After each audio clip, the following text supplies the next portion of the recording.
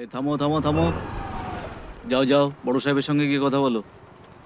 এই থামো থামো থামো। আরে না, আমি ইন্স্যুরেন্স রিনিউ করাইনি।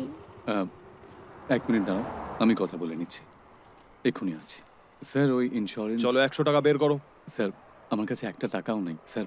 এই তোর কাছে 100টা টাকাও নেই? হ্যাঁ, ভিখারি নাকি তুই? হ্যাঁ স্যার, আমি ভিখারি।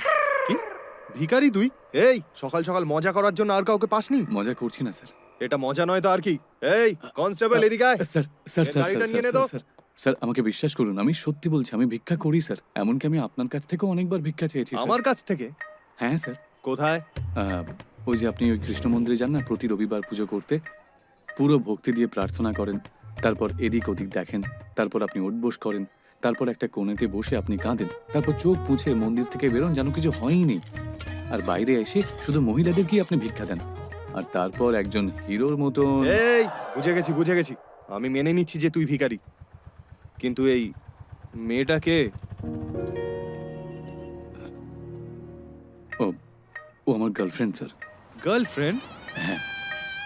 হ্যাঁ তেরি, হ্যাঁ? আমার বয়স 45 বছর, কিন্তু এত বছরে আমি একটাও মেয়ে পাইনি। আমি গভর্নমেন্ট এমপ্লয়। মন্দিরে গিয়ে আমি ঠাকুরের কাছে ভিক্ষা চাই যে আপনার কাছে এতগুলো গোপিয়া ছিল, আমার উপরেও একটু দয়া করতে পারতেন। এতক্ষণে বুঝতে পারলাম স্যার, আপনি এই জন্যই লেডি ভিখারিদেরকে ভিক্ষা দেন। হ্যাঁ ভাই, ওদের মধ্যে একজনও যদি আমাকে আশীর্বাদ করে তাহলে এই জন্মে আমার বিয়েটা হয়ে যাবে। তোর তো কপাল ভালো যে তোর কাছে একটা গার্লফ্রেন্ড রয়েছে, আমার কাছে তো তাও নেই। এই তুই যা তো এখান থেকে। স্যার আপনার টুপিটা। আসছি স্যার। এই আমাকে দেখে দয়া হচ্ছে নাকি? বেরো এখান থেকে। ঠিক আছে স্যার। এ কি, ও রাজি হয়ে গেল? এমন কি বললে তুমি? কিছু না, ওকে ওর আসল রূপটা দেখালাম। চল।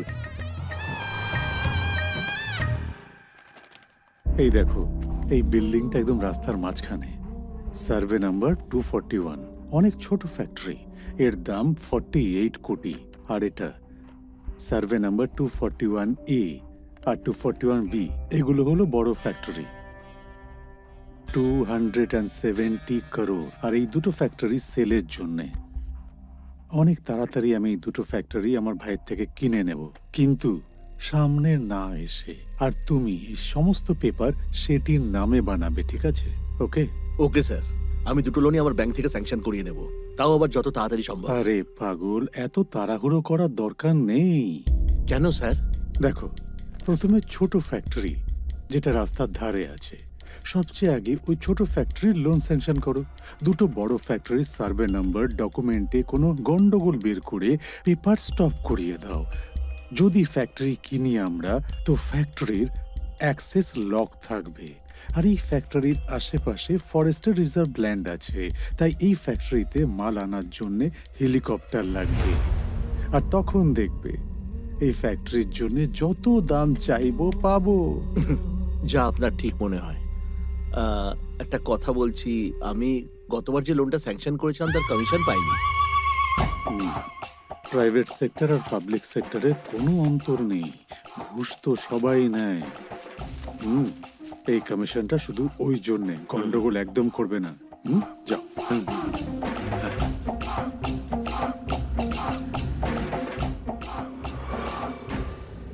সাহেব, কি হলো? কিসের জন্য এত দুঃখী দুঃখী মুখ করে বসে আছেন? হ্যাঁ,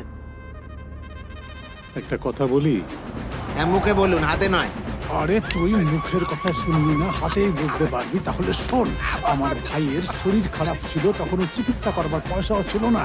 তখন ওর ঘর আর ফ্যাক্টরি 10 লাখ টাকায় আমাকে বিক্রি করছিল, কিন্তু ওর বউয়ের জন্য আমার সব প্ল্যানে জল ঢেলে দিল। কিন্তু আজ আমি আবার সেই সুযোগটা ফিরে পেয়েছি, কারণ ওই মহিলা কোমাতে চলে গেছে। এবার বুঝলি গাধা, এবার আমি এই প্রপার্টিটা পাবো, কিন্তু লাখেতে নয় কোটিতে পাবো। আর তুই আমাকে বলছিস আমি দুঃখ প্রকাশ কেন করছি? বুঝতে পারছি, কিন্তু মারছেন। যেভাবেই হোক প্রপার্টি তো নেবই। প্রথমে ফ্যাক্টরিতে কবজা করব, আর তারপর বাড়িতে। কিন্তু এই পেপারে সাইন করার জন্য সিদ্ধুর থাকাটা খুবই জরুরি। কিন্তু এই সিদ্ধু কোথায় গেল সে তো জানি না। তুই জানিস না, ওর বন্ধু বলছিল ও শেয়ার মার্কেটে কাজ করে, কিন্তু আমার মনে হয় না এটা সত্যি। আমার মনে হয় অন্য কোনো পিৎজা শপের শেফ হয়তো। হ্যাঁ, ঠিক বলেছিস। কিন্তু ওর পার্সোনালিটি দেখে মনে হয় ও কোনো শিল্পী, যেমন কবি বা চিত্রকার। তোদের কি মনে হয়? আসলে আমার বান্ধবীরা বারবার জিজ্ঞেস করছিল যে তুমি কি কাজ করো, মানে আরে আমি জিজ্ঞেস করছিলাম না, ওরা জিজ্ঞেস করছিল। কাজ যাই হোক না কেন, মানুষটা তো ভালো হওয়া চাই, তাই না? আচ্ছা, এনিথিং এলস? হুম। আচ্ছা সিদ্ধু, এবার আমি আসি। সন্ধেবেলা 6টার সময় দেখা করি। ঠিক আছে। বাই দ্য ওয়ে, তুমি কি কাজ করো? তো তারপরও কি বললো? এই প্রশ্নের উত্তর দিতে হলে এর সাথে আরো 100টা প্রশ্নের উত্তর দিতে হবে, তাই এই মুহূর্তে তুমি আমায় কিছু জিজ্ঞেস করো না। আমি তো লোকটাকে বুঝতেই পারছি না। হ্যাঁ, তো তুই বুঝে করবিটা কি? আমি বুঝতে পারছি, সেটাই যথেষ্ট।